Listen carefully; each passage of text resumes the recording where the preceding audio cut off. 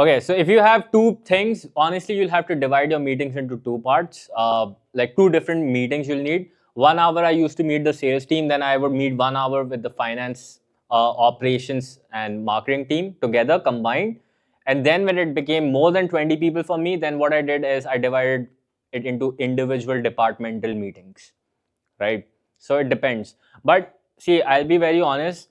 I talked to a lot of founders. A lot of their change literally happened in their company just by increasing the time that they spend with their team members.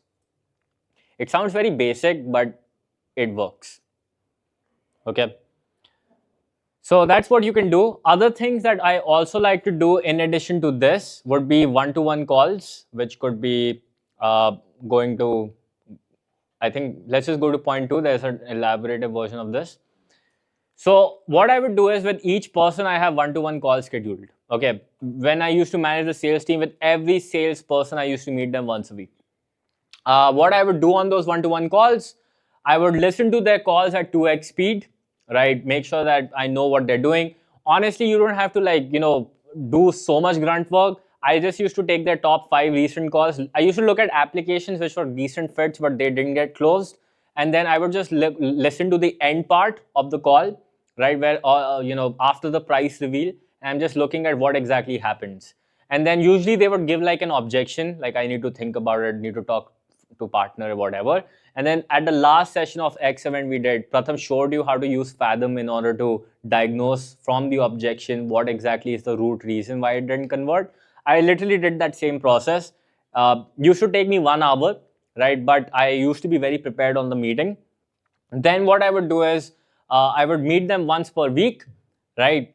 And if somebody was new, right? If somebody is new to the company, I would meet them daily. But if once they have like become pretty decent and they are producing basic numbers, I would then reduce my duration. So format for one-to-one calls would be, I would start by first talking about their vision, right? See, if a salesperson or any person in your company doesn't have a vision map, then they are just flying blindly. They all should have a vision map, just like how I showed everyone to formulate on your own yesterday. If they don't have defined goals, I want to make this much money by next 1 year, 5 years, or whatever.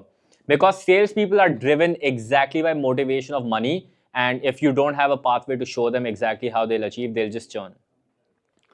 So I'll talk about the vision map. Then what I will do is I will just have the goals and the scorecards right in front of us, where I would just say that, okay, you had the goal of making 10 sales this particular week. You are currently at 5. What's the update regarding the same thing? Jen, can you just scroll down? Now, if they are underperforming, I would just reset their expectation, give them feedback accordingly. And if they are stuck in a problem, right, I would just basically give them feedback regarding the same and give them solutions regarding how do you go about solving the problem. And also, if they did something wrong, right, what I would like to do is something called as redirect conversations, where first I would confirm the facts with the person, right? Then I would let them know about the incident that actually happened, explain the possible impact of that action that they did, pause, let them sink, and then basically explain that whatever they did was basically a bad mistake. They should not repeat it again. And if they do make that mistake again, this will just lead to trouble. So that's how I would do that. And these one-to-one meetings would be very, very important. Why? Because this would allow me to build that bond and relationship with these people.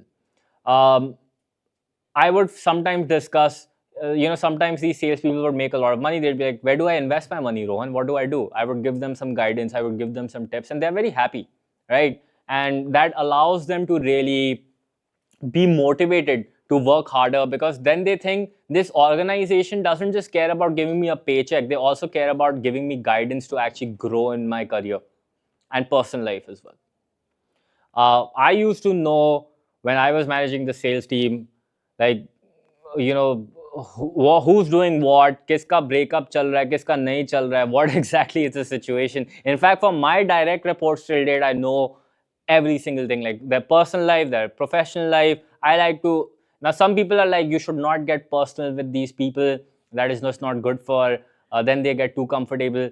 I don't know. I'm like this. I'm like, if I don't resonate with you personally and professionally, and I can't help, at least be there like a friend when I need to be a friend, and a boss when I need to be a boss, I don't think we have a good relationship, and I'm just faking it with you, right? So that's how I operate. Up to you if you want to listen to that or not.